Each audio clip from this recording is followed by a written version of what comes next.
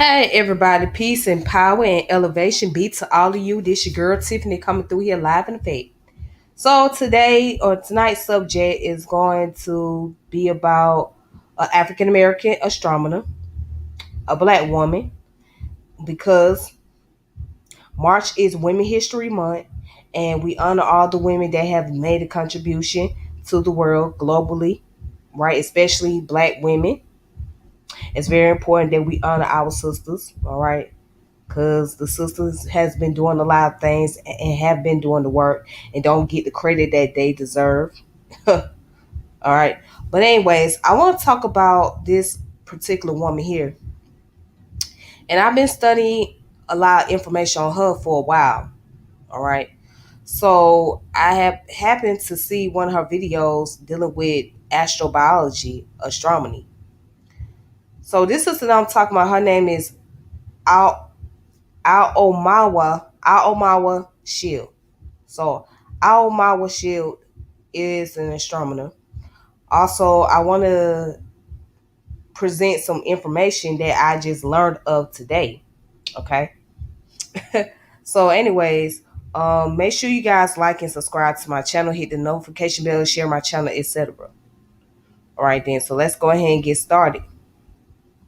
So, who is this particular sister? First of all, I want to show a picture of her.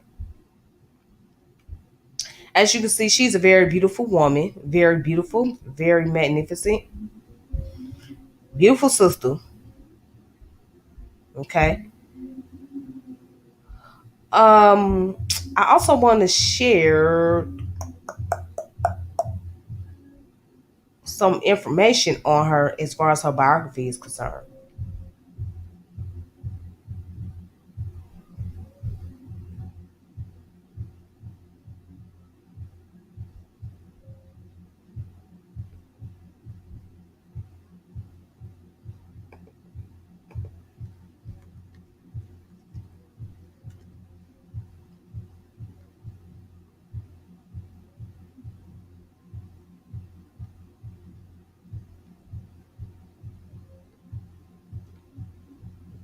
All right, so here it is.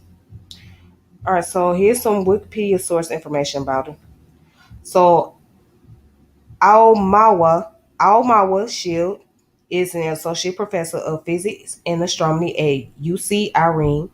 Her research is focused on exploring the climate and habitability of small exoplanets using data from observatories, including NASA Kepler spacecraft. So Shields was a 2015 TED Fellow and is active in science communication and outreach. She develops interactive workshops to encourage self-esteem and teach about astronomy, combines her training in theater and her career in astronomy.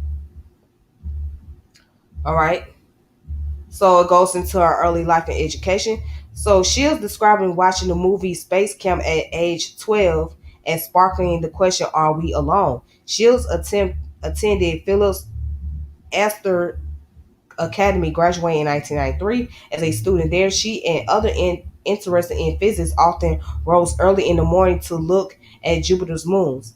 From Astor, Shields attended MIT, gaining a degree in Earth, atmospheric, and planetary sciences. While she began a PhD in physics, she deferred and attended UCLA for an MFA in acting. She acted for a while, including a part in 2005 film Nine Lives. I need to see that being. However, she still felt the pull from space and science. As a day job, Shields worked at Caltech on the help desk operator for Spitzer Space Telescope. Conversation on this job led her to audition and ultimately co-host for a TV show called Weird Science, run by PBS and Weird Magazine. After exploring future careers both in science, TV hosting, and interest in astronaut training, Shield realized that she would need a PhD for further growth after an 11-year break From her undergraduate, she attended the University of Washington, receiving a master's degree in 2011 and then a PhD in 2014 in astronomy and astrobiology. She was advised by Victoria Meadows and Cecilia Biss, and her dissertation was titled "The Effect of Star-Planet Interaction on Planetary Climate." All right, so she also does an outreach. So it says science communication outreach, right? Shields has been involved in the public communication science since before her PhD through her role in Weird Science as well as an appearance on documentary The Universe. Most recently, Shields has appeared in a Novia episode. So Shields' postdoctorate grant also funded her to develop an outreach program. Shields saw a way to encourage girls from non-traditional backgrounds to consider astronomy as a career. Using her unique background, she developed the workshop Universe More Than Meets the Eye. This workshop is an interactive metaphorical workshop geared towards middle school girls. It encourages them to think about how planets' initial appearance may hide the actual suitability of habitation. At the same time, girls are encouraged to think more about themselves and how they see their peers. Shears recently founded and leads Rising Star Girl, an outreach program that combines theater, writing, and visual arts with astronomy. The organization seeks to encourage girls from all different backgrounds and colors to be interested in astronomy. Shields founded the Rising Star Girls program in 2015 to encourage middle school girls of all colors and backgrounds to explore the universe. Okay, so that's that information.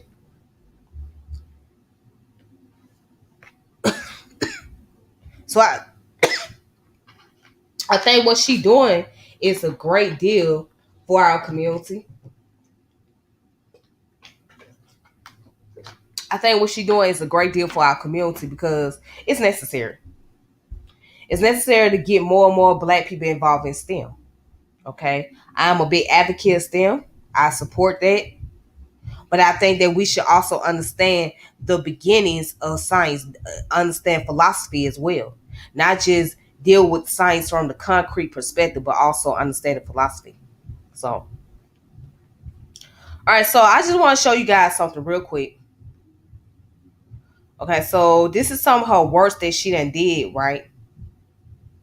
And you guys can look up on your own if you choose to do so. So this one is called the habitability of planets orbiting M dwarf stars. Okay, so I'm a I'm gonna say her name right. Amawala Shields and Sarah Beller and John A. Johnson all wrote this in combination. So to go into this, right, here's the introduction. So the introduction is what was once the realm of science fiction, Earth-sized planets outside the solar system where life might exist is now scientific facts. At the time of writing, over 3,000 confirmed planets have been discovered orbiting other stars. Many of these planets are especially captivating because of their orbital distance, which place them in their star's chronological habitable zone, the region around a star where an orbiting planet with an Earth-like atmosphere could maintain water in liquid form on its surface. The mass and radius distribution of these habitable zone planets is power law in shape, rising steeply towards smaller planets with, I don't know how to say this equation, so I'm not gonna say the equation. But anyways, thus, many of the small planets detected by NASA Kepler's mission are likely to have rocky surface like the Earth. On Earth, where there is water, there is life. Therefore, such planets are exciting prospects to consider in search for life outside the solar system. So you know what? That's funny. Right here, what the paragraph said: "Where there is water, there is life." Because what many people don't know is that the Earth is 67% water. 67% water and 33% land. So that means that most of the life, right, is obtained in the water. As far as microorganism, animal life, plant life, it can be found in the water. So that's where we get most of our oxygen from the life that's in the water, not on land, but in the water. So imagine if all this became a drought. If it became a drought, then there will be no life. There will be no life. There will be no oxygen. There will be no carbon monoxide because it's a drought. But since we got life, since we got water here, as long as we keep water around, there is life. That's one of the reasons why it's important to drink water. But then another thing that makes it problematic is the contamination. Because as humans, we don't care enough about our ecosystem. So what we do is we pollute. And then by us bringing so much pollution, we are causing our own detriment. We are causing ourselves to be sick even more. You know what I'm saying? We're causing ourselves to be sick even more because we do not take care of the ecosystem. We do not take care of the earth. So there's no sense of having Earth Day when you don't take care of Earth, right? Just wanted to put that thought out there. But again, here's the article. If you guys want to check this article out for yourself, you can look it up. Okay? You can look it up. All right, so let's also look into something else too. All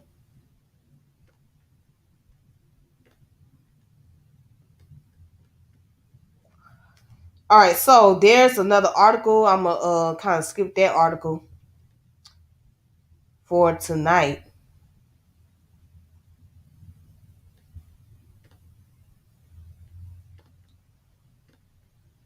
Okay, I'm gonna skip that article.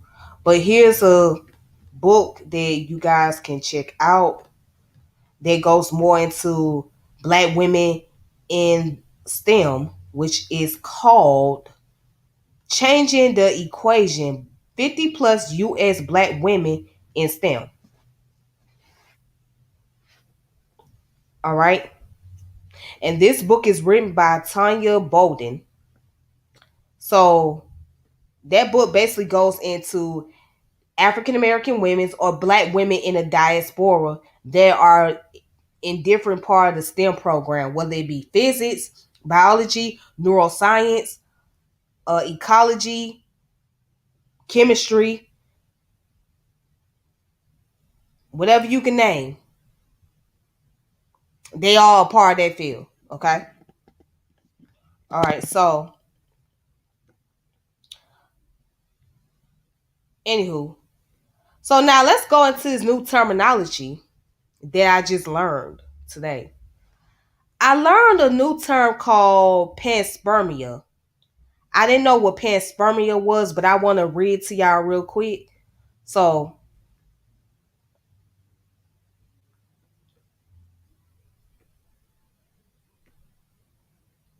let's look up what panspermia is.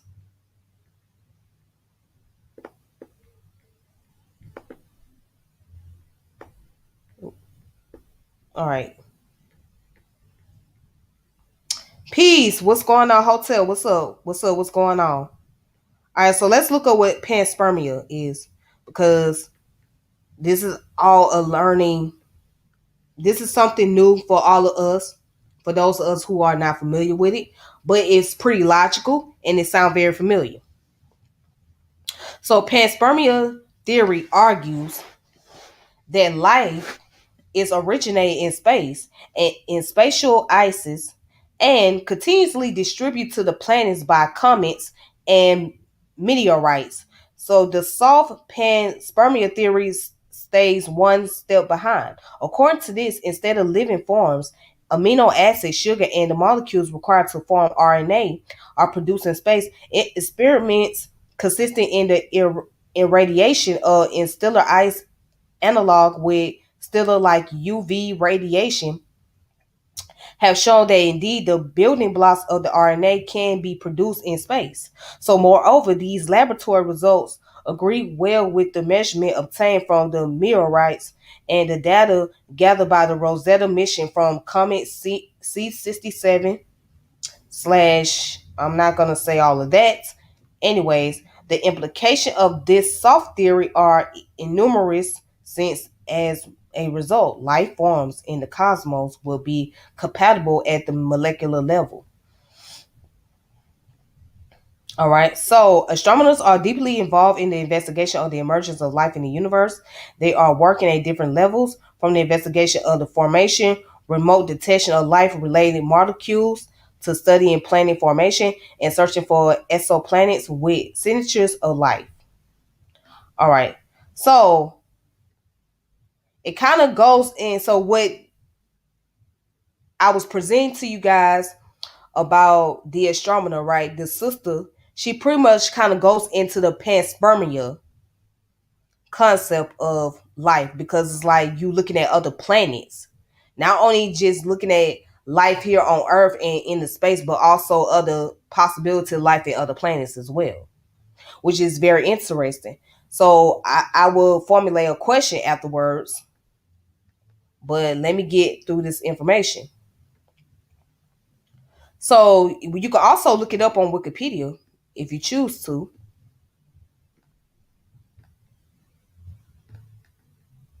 If you choose to, watch this. So look up panspermia. So panspermia is a hypothesis first proposed in the 5th century BCE by the Greek philosopher Anaxagoras Anaxagoras, that life exists throughout the universe, distributed by space dust, meteoroids, asteroids, comets, planetoids, as well as by spacecraft carrying unintended contamination by microorganisms. So panspermia is a fringe theory with little support amongst mainstream scientists. Critics argue that it does not answer the question of the origin of life, but merely places it on another celestial body. It is also criticized because it cannot be tested experimentally. All right. Um. So also it goes further to say panspermia proposed that microscopic life forms which can survive the effects of space, such as extreme extremophiles, can be trapped into debris ejected into space after a collision between planets and small solar system bodies that harbor life. Panspermia studies concentrate not not on how life began, but how methods that may distribute it in the universe. So pseudo panspermia, sometimes called soft panspermia or molecular panspermia, the well attested hypothesis that many of the biotic organic building blocks of life originated in space became incorporated in the solar nebula from which planets condense and were further and continuously distributed to planetary surfaces where life then emerged. All right, so again, it goes into the history. All right, talk about the Greek philosophers. Um, and what people don't also know is that the idea about atoms, right, also started with the Greeks as well, because they had a school of thought called atomism. So atomism dealt with the concept about atoms being very, very, very small, particles, etc. But let's go ahead and continue.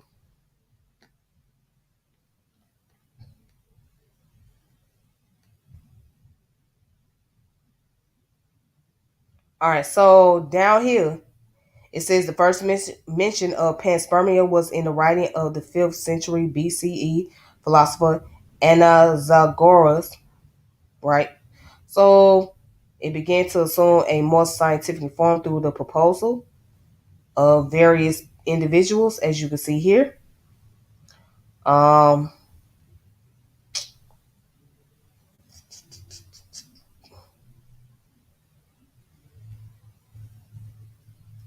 So it says core requirements. So panspermia requires that organic molecules originating in space perhaps to be distributed to the Earth, and that life originated from from these molecules, and that is extraterrestrial life was transported to Earth. The creation and distribution of organic molecules from space is now uncontroversial. It is known as pseudopanspermia. The existence of extraterrestrial life is unconfirmed but scientifically possible. All right, so it's a transport of such life to Earth is considered pseudoscience. All right, so let's talk a little bit about extraterrestrial. So the whole concept about extraterrestrial, technically speaking, is basically like unknown beings. Okay, you know what I'm saying? Like, different beings that we don't know about. Now, we don't have a way of actually proving that these beings are part of humanity or they exist. Like the UFO. The UFO is pretty much like unknown foreign objects, basically. So that's what the UFO really stands for, unknown foreign objects. We don't really know what that object is, whatever is flowing around. But people have argued that we are extraterrestrial beings. Again, there's no way to actually validate that. And then the question becomes, if we are extraterrestrial beings, right? Well, what life or what planet would these beings come from? Exactly what planet would these beings come from? And if we die as humans, right? Will we reincarnate to another being? Will we go into another planet? And what planet would that be? The answer is unknown. It's unknown. The only way we'll be able to find out if there is truly life after death is if we experience death. Is if we die physically and not come back. That's the only way we're gonna find out. Until then, we don't know. We only speculating that there is other lives on the planet. We don't exactly know what type of life it is, what's going on those planets, if we gonna be able to survive as humans on those other planets. We don't really know. And that's why you got theoretical physics, because theoretical means that you bring about prediction. You come up with your own idea or you're foreshadowing. You know what I'm saying? That's all you're doing. Or you come up with an observation. That's basically what theoretical is. Coming up with observation and foreshadowing and just basically making prediction. So people who are theoretical physicists, they tend to pretty much hypothesize. They use a lot of hypotheses, right? And then they be able to back up their argument by being able to do their current research. And with those current research, they can be able to foreshadow or be able to come up with their own perception, or pretty much formulate their own ideas or draw a conclusion for themselves. But it does not mean that it's going to be agreeable, right? It's just something that they going by based on the current situation or their current research. Okay. Then the opposite of theoretical physics, right, is, I think it's called applied physics.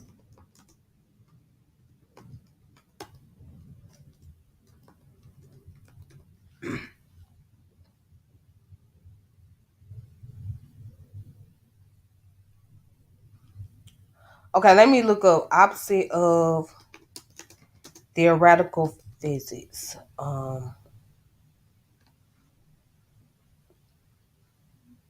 Yeah, applied physics. I was correct. Yeah, so the opposite of theoretical physics is applied physics. Because now with applied physics, you got to bring the pragmatism. You know what I'm saying? You got to bring the application. Whereas theoretical physics is more like idealism type of thing. You know what I'm saying? It's more of like a thought. It's more like a hypothesis, dealing with formulating hypothesis based on the physicality of things that's going on the earth. All right. So, anyways, I just want to share this information with you guys, and I hope you all enjoyed this video. So you guys take it easy on yourself. Please make sure you subscribe to the channel, like the channel, hit the notification bell. And if you guys got any comments, you guys can share it at the bottom. Oh, I just want to also show you guys something else. So this sister has a memoir, which is an autobiography. For those of you that don't know what a memoir is, okay. Um,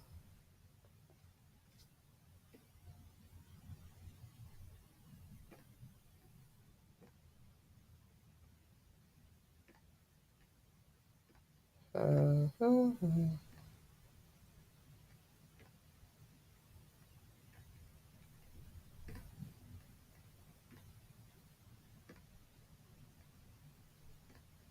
All right, it's called Life on Other Planets. All right.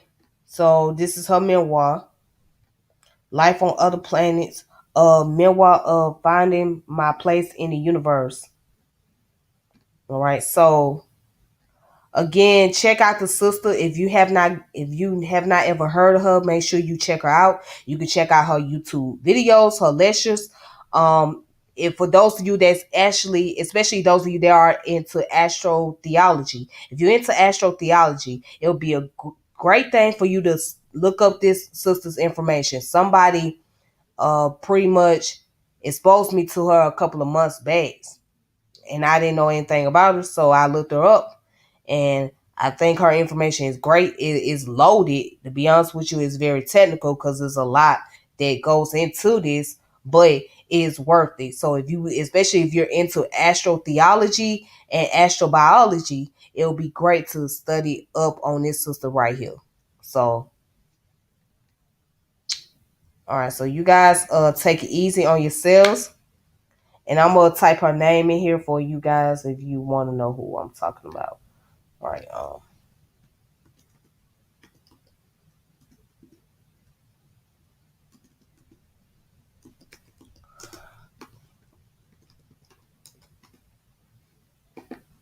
right. That's the sister's name. So if you want to look her up, make sure you look her up. All right. And until then, y'all take it easy on yourself. Y'all be safe. And until next time, peace and power, elevation be to all of you. This your girl Tiffany, and I'm out. And that's it. Y'all be safe. Be easy. All right.